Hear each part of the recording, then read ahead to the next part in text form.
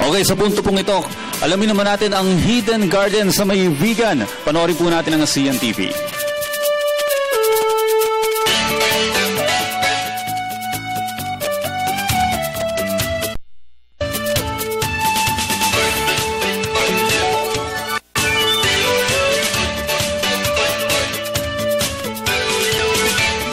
Sa puso ng Vigan City, ang isa sa New 7 Wonder Cities, matatagpuan ang natatanging paraiso, ang nag-iisang garden restaurant ng Ilocos, ang Hidden Garden. It's called Hidden Garden kasi whenever you're along the road, hindi mo siya basta-basta makikita unless napapasukin mo kasi it was hid at the back of our old house. Bukod sa nakabibilib nitong landscape, dito mo rin matatagpuan ang maraming klase ng bulaklak at halaman. It's a wide array of flora and fauna. Merong mga plant collections, which is my passion of collecting plants.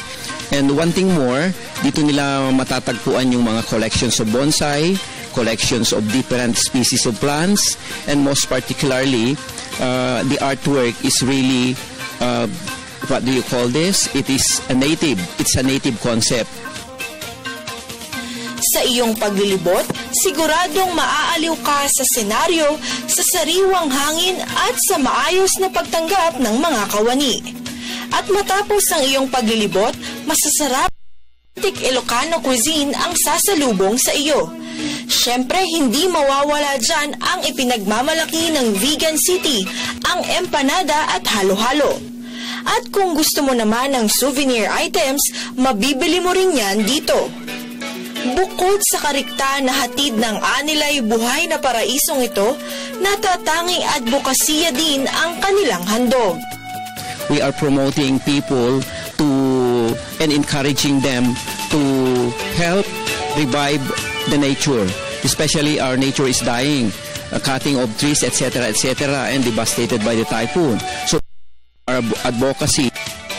Ang Hidden Garden ay isa lang sa mga paraiso ng Ilocos Region na dapat nating tuklasin at pagyamanin.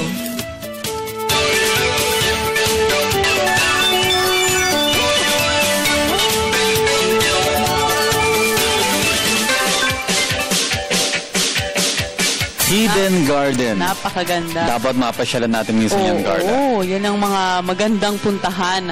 Ngayon, medyo tag-init pa eh. Mainit-init pa yung panahon. May plano tayo dyan. Diba tayo nila Jules na pumunta ng norte sa mga susunod na buwan? That's right, oo.